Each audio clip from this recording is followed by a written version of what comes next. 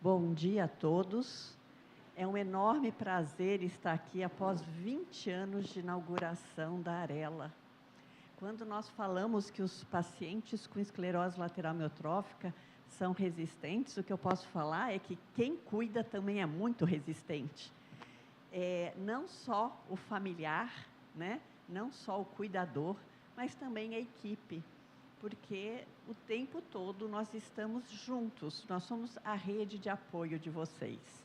E essa rede de apoio, ela procura, através de associações, trazer conhecimento, trazer acolhimento, procura estar, né, junto com as leis, com as necessidades, e essas necessidades mudam, nós vimos, mudam em relação a gestões, mudam por novos conhecimentos, por novos medicamentos, e nós estamos o tempo todo aqui, juntinho de vocês, tá? Procurando acolher cada família, cada paciente, e aqui na Arela, ao longo desses 20 anos.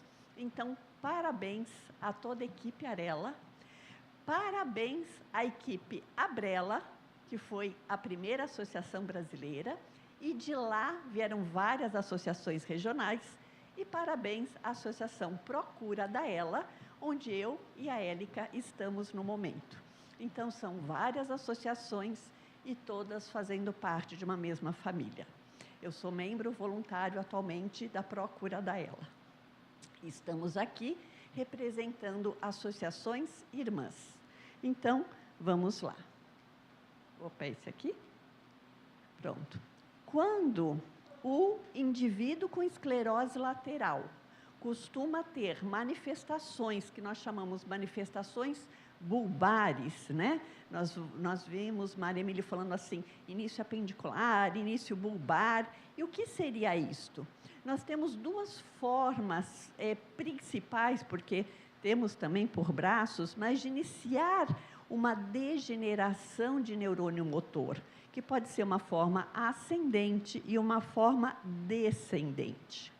Tanto a forma ascendente como a forma descendente, no decorrer da evolução da doença, pode vir a acometer músculos bulbares, músculos responsáveis pela função de mastigação, deglutição, fonação, respiração. Essas alterações podem vir desde o início, quando nós falamos que é uma manifestação de início bulbar, ou pode vir daqui 10, 15, 20, ou não vir, tá? Então, nós precisamos acompanhar este indivíduo para perceber quais são as alterações que este indivíduo possui. Mas, quando essas manifestações iniciam, elas geralmente iniciam com alguma dificuldade, com algum distúrbio funcional nessa musculatura. Nós falamos que aparece com 5 DIS. Quais são os DIS? A disfagia, o distúrbio da deglutição. A disartria, o distúrbio da fala. A disfonia, o distúrbio da voz. A dispneia, o distúrbio respiratório. E a distocia, o distúrbio da tosse.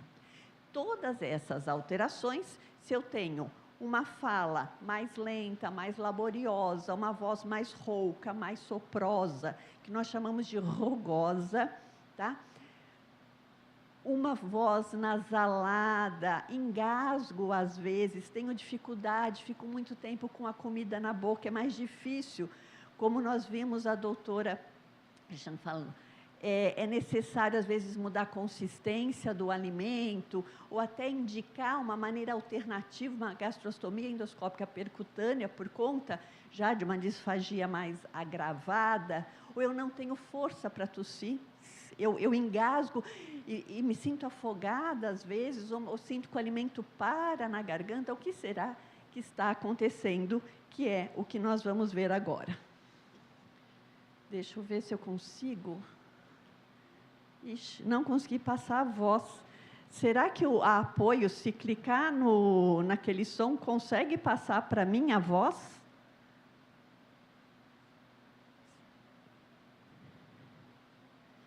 Conseguiu? Eu queria mostrar... Oi? Será que a gente consegue passar esse áudio que está na tela? Eu estou achando que não, gente. Que pena. Não consegui. Tudo bem, eu vou passar adiante, tá? O que seria esse áudio? Essa é uma primeira manifestação quando nós temos alteração. A doença do neurônio motor, geralmente ela é uma doença distoapical. Ela começa de uma maneira distal, seja por qual músculo. Quando começa na musculatura da língua, que é uma das primeiras manifestações bulbares, ou começa, geralmente, pela musculatura da língua, pela musculatura da prega vocal, ou pela musculatura do véu do pálato, que é a campainha. Pois bem, quando começa na língua, começa pela pontinha da língua. Então, geralmente, aquele fonema de ponta de língua, R, é o primeiro fonema cometido. E nós observamos que a fala ela fica um pouco imprecisa, mas é uma fala inteligível. Quando pega a borda da língua, nós observamos que o som acometido é o som L, lá. Então, a palavra, por exemplo, Laura, laranja, loureiro, tá? Abrela, arela, vai ter mais dificuldade, porque são o quê? O movimento de pinça da língua, o movimento distal da língua. Isso prejudica, de certa forma, a inteligibilidade de fala, mas também deixa aquela língua mais planificada. Por isso que, às vezes, o indivíduo acaba se engasgando com líquido ralo ou com a própria saliva, porque aquela língua que antes era capaz de formar uma concha, agora mais planificada, quando eu coloco o líquido ou até a saliva na boca e eu inclino esta língua para deglutir, esse líquido corre rápido e solto, antes da minha laringe ter o disparo da deglutição, ou seja, antes dela conseguir elevar e antes dela conseguir elevar e anteriorizar e ficar protegida. Deixa eu ver se eu tenho um apontador aqui. Não, eu desliguei. Ixi, voltou. Tem apontador aqui? Vê se tem um apontador para mim. Não, aqui ligou e desligou. Não é apontador. Não tem apontador nesse. Pois bem, se nós observarmos esse slide, nós vamos observar que toda essa musculatura, né, de cabeça, pescoço, se eu tiro a pele, eu tenho músculos. E é uma doença que envolve músculos. Isto significa que um músculo comprometido é o músculo da língua. Essa língua, ela tem que ser capaz de receber, qualificar, acomodar e realizar o movimento de propulsão e ejeção do bolo alimentar, para que esse bolo alimentar saia da cavidade oral e alcance o esôfago. Caso eu não tenha uma estrutura muscular forte, potente, com fibra muscular suficiente, pode ser que este bolo alimentar comece a parar naquela região atrás ali da língua, que tem um valezinho, chama valécula, um pequeno vale. E fica aquela sensação, às vezes, de pigarro na garganta, né?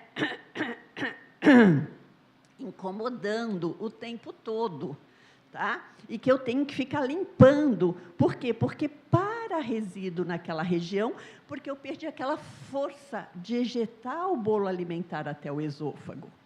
Ao mesmo tempo, se o líquido é ralo, gente, eu vou subir, porque eu estou sem o apontador, tá? Se eu estou organizando este bolo alimentar, e este bolo alimentar, tá, é líquido, e ele vai muito depressa, porque eu não conseguir elevar e anteriorizar minha laringe, pode ser que esse líquido alcance a minha via oral. Reparem que o esôfago são 2 tubos, e eu tenho um único caminho em comum. O mesmo caminho que eu estou respirando é o mesmo caminho que o bolo também está realizando para ser projetado para o esôfago. Isto significa que eu preciso de uma excelente sincronia entre respiração e deglutição. Então, o papel do fonoaudiólogo, muitas vezes, é treinar essa musculatura e esta sincronia. Sendo que o paciente com doença do neurônio motor, tá? E eu vou falar doença do neurônio motor, porque nós temos síndromes muito diversas dentre as doenças do neurônio motor. Nós temos a forma bulbar, nós temos a forma pendicular, nós temos a forma que inicia pelos braços, nós temos predomínio de neurônio motor inferior, nós temos predomínio de neurônio motor superior. Então, nós temos diversas que comprometem as válvulas pressóricas da deglutição. O que seria isso? Seriam doenças que comprometem estes músculos, dificultando a passagem do bolo alimentar. E, com isso, eu tenho uma alteração na onda descendente. Pois bem, se eu pegar estudos de ressonância, eu vou observar que eu perco músculo. Então, não é um desabamento muscular, é uma perda de unidade motora, aonde fica tecido conjuntivo e gordura, que não tem condições de fazer força muscular. Então, eu tenho uma menor quantidade de fibra motora naquela região. E eu preciso otimizar, então, esse funcionamento. E daí, eu tenho que estudar essa relação entre a respiração e a deglutição. Em que momento que eu vou deglutir? Eu tenho que deglutir em um momento em que a minha via aérea inferior esteja protegida. Opa. Eu tenho que deglutir na minha fase exalatória, expiratória, onde eu tenho um soprador. E aqui, lembrando que o fonoaudiólogo não trabalha só, nós vimos com a nutricionista, nós vamos ver com a fisiorrespiratória, onde nós precisamos trabalhar em comum acordo até para o próprio manejo de saliva, para a própria relação entre a via aérea superior e a via aérea inferior. E para a indicação da via alternativa e da dieta, o quanto que ele consegue comer com segurança o alimento e suprir as suas necessidades proteico-calóricas. O quanto que ele consegue comer em ventilação espontânea e o quanto que ele já, para ser seguro, ele precisa de uma ventilação não invasiva ou mesmo invasiva. Pois bem, o que dizem os estudos? Que o paciente seguro é o paciente que deglute na exalação. Então, é o paciente que deglute justamente no momento exalatório. Ele não pode deglutir na inspiração, porque se ele deglute na inspiração, aumenta o risco de aspiração traqueal. E isso é um treino também, principalmente quando a gente passa para a ventilação não invasiva. Pois bem, isso significa que o tempo todo o fonoaudiólogo precisa trabalhar junto com a biomecânica respiratória deste paciente. Ele precisa saber em que momento que esse paciente está deglutindo, porque na fase inspiratória está entrando ar, e esse ar pode auxiliar esse alimento a ir para a via aérea inferior, e ele não quer que isso aconteça. Então, ele tem que saber o momento de deglutição deste indivíduo, porque dizem os estudos que quando ele deglute na fase exalatória, na expiração, ele está mais protegido para deglutir e para falar também. Pois bem, daí vem um critério que nós utilizamos, que é da pressão de ar subglótica. Por isso que é tão importante vocês realizarem os exercícios de recrutamento de volume pulmonar e, desde o início, estarem utilizando a ventilação não invasiva. Nós chamamos de BIPAP, tá? Mas é a ventilação não invasiva, ou seja, é um pulmão bem ventilado, com bastante volume, que proteja essa via aérea inferior. Ok, e por que é importante esse volume pulmonar? Porque com esse volume pulmonar, eu aumento o volume, eu aumento a força de recolhimento tórax e pulmonar, com isso eu aumento a pressão subglótica, né, como se fosse um soprador embaixo da glote, protegendo ajudando aquele alimento a alcançar o esôfago. Imagina, ele vai querer passar ali na via aérea, eu dou um soprinho e mando ele lá para o esôfago, tá? Aumenta a eficiência glótica e aumenta a proteção da via aérea inferior. Então, neste momento, eu tenho uma pressão positiva abaixo da glote, auxiliando essa deglutição. E o que dizem os estudos? Os estudos dizem assim, se você é saudável, você pode até, cada um engole de um jeito. A maioria engole no momento exalatório, mas tem indivíduos saudáveis que até conseguem engolir no momento inspiratório, tudo bem? Isso já não é tanto verdade quando você envelhece, tá? Isso no adulto jovem, tudo bem? Quando a gente envelhece também, só o envelhecimento saudável já é melhor na fase exalatória, porque a musculatura também perde unidade motora pelo próprio envelhecimento saudável. Lembrando que muitos de nós, né, quando vamos iniciar essa doença, também já não somos tão jovens, ou seja, além de ter um envelhecimento natural, estamos acometidos também por uma alteração de neurônio motor. Ok. E este paciente que vai ser acompanhado na deglutição e na fonação, ele pode estar respirando por uma pressão negativa, uma ventilação espontânea, mas eu também posso auxiliar ele em uma ventilação mecânica, por pressão positiva. Eu posso ter uma ventilação mecânica não invasiva, onde esse indivíduo está com uma interface, mas a ventilação ainda é supraglótica, tá? Ou eu também posso estar auxiliando esse indivíduo a deglutir uma ventilação mecânica invasiva, onde a ventilação agora é infraglótica. Gente, palmas para esse rapaz. Impossível. Imagina, ele queria passar escondido, já viu isso? Impossível esse homem passar escondido. Pois bem, então, em uma ventilação não invasiva, o papel do fonoaudiólogo é promover a adaptação da interface, porque esse indivíduo vai estar com uma interface e ainda assim ele vai ter que falar, ele vai ter que comer, ele vai ter que deglutir a saliva, ele vai ter o seu sono seguro. Então, o fonoaudiólogo começa a reorganizar esta maneira de sincronia entre a ventilação agora por pressão positiva, supraglótica e as suas funções bulbares. E o que os estudos falam? Que se eu tenho fraqueza muscular e eu tenho uma disfunção na minha mecânica ventilatória, eu vou estar mais seguro se eu falar e deglutir com a interface. Mas ainda assim eu preciso de um treinamento, tá? Então, com a ventilação não invasiva, diminui a dispneia durante as refeições, melhora a deglutição pela elevação de volume corrente, pela pressão subglótica.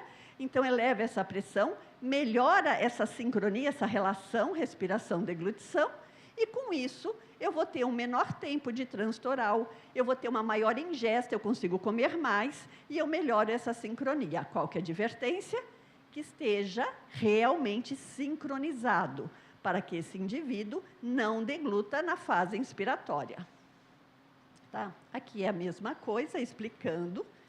E os estudos dizem, se você não conseguir o volume, se você realmente tiver uma baixa pressão, em vez de ser um soprador embaixo da glote, ele passa a ser um sugador, abaixo de 40 centímetros de água, então com pico de fluxo de tosse muito fraquinho, tá? Se o alimento ele passa ali, permeia o ádito laríngeo, é mais fácil dele ser por pressão, por diferença pressórica, dele ir para a via aérea.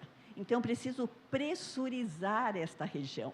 Eu preciso ficar mais tempo realmente na minha ventilação, tá? Na minha ventilação mecânica, isto me protege de pneumonias, de interações, onde eu acabe penetrando até o próprio manejo de saliva. Aqui, só para a gente, vamos ver como que eu vou passar agora, porque o primeiro não passou, o segundo é o paciente deglutindo, ó, o primeiro não passou, eu tentei, mas então é o treino do paciente na ventilação não invasiva, tanto para a função de fonação, quanto para a função de deglutição.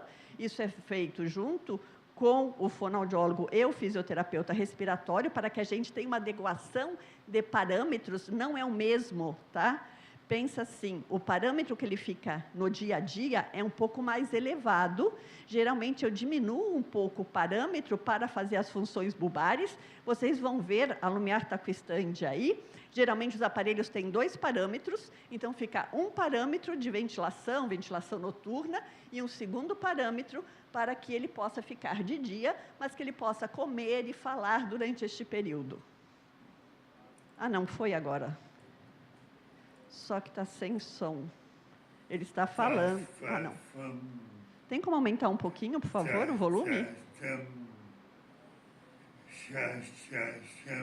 Ele está fazendo um direcionamento de fluxo aéreo oral com sons fricativos que sopram para que ele não brigue com o aparelho e para que ele possa direcionar esse fluxo aéreo. Tá? Lembrando que é pressão positiva, o tempo inteiro está passando pressão, o tempo inteiro está... Só que eu tenho um gap grande entre uma pressão maior, que é a minha pressão inspiratória, e a minha pressão expiratória, que é uma pressão um pouquinho menor. E é neste gap, é neste tempo, que ele tem que falar e comer. Então, isso tem que ser realizado junto com o fisioterapeuta. O meu tempo expiratório, a minha frequência, a minha pressão, o meu volume, isso é feito em conjunto. Ok? Até que tem a ventilação mecânica invasiva, e o fonoaudiólogo aí pode entrar para, se for o caso, né, se for critério de inclusão, não é para todos, consiga fazer a adaptação de válvula de fala. E a mesma coisa, os estudos falam que, se ele está na ventilação mecânica não invasiva e está apto para fazer adaptação de válvula de fala, tá? Neste caso, ele fica mais seguro na ventilação. Então, alguns pacientes que têm critério de inclusão, têm uma musculatura, ou foram feitos precocemente, ou tiveram uma pneumonia, ou foram hospitalizados por um processo de infecção, uma gripe, um Covid, ou qualquer coisa, mas têm a sua musculatura preservada, então eles estão aptos para o uso da válvula de fala e deglutição e ventilação mecânica. Eles podem vir a falar e comer mesmo traqueostomizados. Aqui é o treino do fonoaudiólogo junto ao paciente, junto à equipe. Aqui é uma equipe de São Paulo. Muitas vezes nós saímos de São Paulo e vamos para outras cidades. Aqui nós estamos numa caravana da saúde para o interior de São Paulo, tá? Para orientar a equipe local. Eu e a doutora Celiana, não achei a foto, porque eu tenho uma foto de farroupilha linda, toda em cima do cavalo, toda bonitinha. Nem sei como o senhor saiu do cavalo dele, cedeu para que eu possa subir. A Celiana falou assim: Ana, só você para pedir para ele descer do cavalo, para você subir, para tirar uma foto. Mas vocês são muito educados e permitiram, então eu tenho uma foto linda, numa equipe enorme de farroupilha, mas... não achei a foto assim para pôr aqui. Eu queria pôr uma outra foto no final, então vai ficar minha foto sem a festa. Mas nós ficamos 8 meses vindo para cá para treinar a equipe local da Unimed, justamente para poder preparar a equipe para que pudesse adaptar com o uso de válvula de fala, ensinasse aqui também o pessoal do Rio Grande do Sul a utilizar. Foi um trabalho muito bonito também junto à Unimed. Então vamos lá. Aqui é o treino olfatório. É importante que eu também treine, na hora que eu coloco a válvula de fala, eu libero a minha via aérea superior, inclusive as minhas funções sensoriais. Então, eu trouxe café, ele falou assim, eu perguntei, o que você quer? Ele sentiu o cheiro do café e sentiu o sabor do café. Então, nós estamos aqui, ele está sentindo o cheiro do café, conforme sente o cheiro, já saliva. Então, a primeira função é o próprio manejo de saliva, sem nada na boca, só com a sensação, tudo bem? É só olfativo já aumenta bastante a saliva, e eu tenho que fazer esse manejo. O segundo, adaptando, é a contagem, ou seja, a sincronia entre respiração e deglutição, com o manejo de saliva que eu fiz com o café. Eu estou do meu lado está a fono local, atrás estão os físios respiratórios locais e lá atrás uma fono que veio de Brasília, que estava passando com a gente, fazendo essa caravana junto, que estava levando as informações para Brasília também. Aqui, já exercícios de mobilidade laríngea, porque essa laringe, vocês viram, ela tem que elevar e anteriorizar no disparo da deglutição rápido, porque se eu for pôr alimento, se eu for falar, eu tenho que ter uma sincronia respiração-deglutição e, conforme eu uso atráqueo, eu não tenho movimento de prega vocal, mas quando eu libero com a válvula de fala, eu libero novamente este movimento, eu preciso treinar este movimento de adução e abdução, e no final, passando por uma padronização, por uma fase mais espontânea, nós fazemos o canto. Tá? Então, nós trabalhamos e sempre, sempre é possível oferecer algo mais. Sempre. E muitas vezes, o que a gente quer de manhã é acordar e sentir o cheiro do café na cozinha. Gente, não sei vocês, mas quando eu estou na cama e já sinto aquele cheirinho de café da cafeteira lá na cozinha, liberando, falando, Ana, está na hora de acordar, parece que dá, né? Um novo dia saiu. E daí você acorda, você ouve o passarinho lá fora na árvore, você vê se tem chuva, se não tem chuva, e você fala assim, eu estou aqui, eu estou presente. Então, o que nós pedimos é que justamente cada paciente nosso, cada indivíduo com doença neuromuscular esteja presente. E vocês não têm ideia que não somos nós que damos força para vocês, mas são vocês, na sua família, que dão força aos seus familiares. Então, muito obrigado por estar aqui hoje, após 20 anos, porque saibam que quem trabalha com doença do neurônio motor também se faz presente. E aqui, há 20 anos atrás, fazendo parte da inauguração da Arela. Eu sou aquela mocinha ali, simpática, mais jovem, e eu falei, gente, eu ainda tenho esse casaquinho. E acreditem, ele ainda serve. Muito obrigada.